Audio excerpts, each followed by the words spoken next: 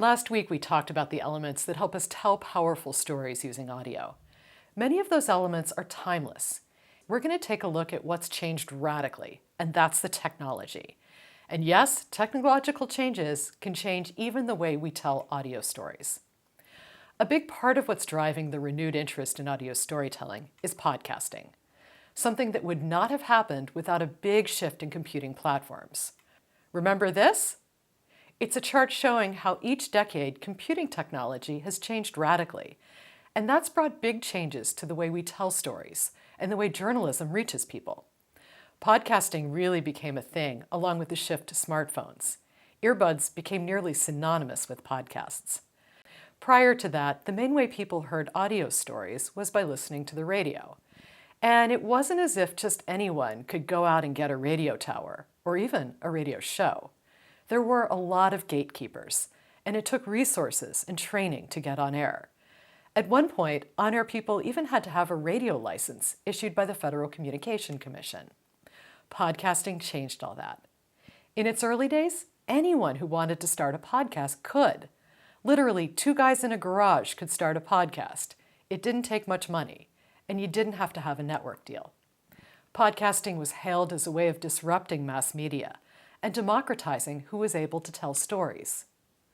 While some podcasts were pretty low-tech, again, two guys talking in a garage, others were beautifully produced with amazing sound design, particularly as people trained as public radio producers moved into the space. Over time, podcasting became more and more popular with listeners as more and more big names got into the game. According to Edison Research, 55% of the U.S. population has listened to a podcast, with nearly 40% listening in the last month. But the U.S. doesn't lead the world in podcast listening.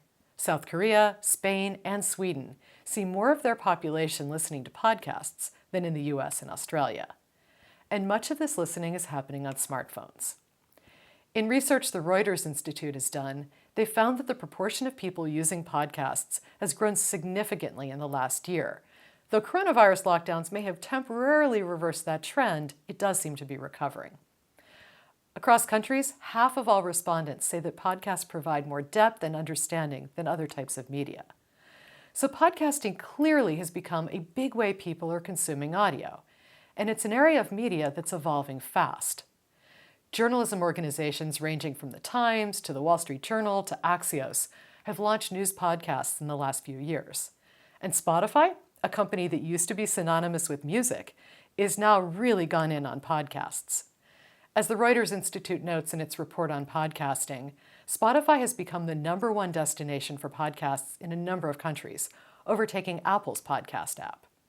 So podcasting may have revolutionized audio, but podcasting itself continues to evolve. Enough from me this week. Let's get to our conversations with our guests. First, Nick Kwa will join us. He keeps many of us who work with podcasts in the know. He started Hot Pod, a weekly newsletter about the podcasting industry. And if anyone knows the business, it's Nick.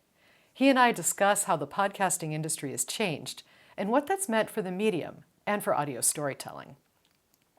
And then Samantha Hennig joins us. Sam was given a little assignment when she was at the New York Times to figure out if the company should get involved with audio. The work she did paved the way for The Daily. She's now at BuzzFeed News, and she'll talk with us about the rise of news podcasts and how journalism outlets are thinking about podcasting.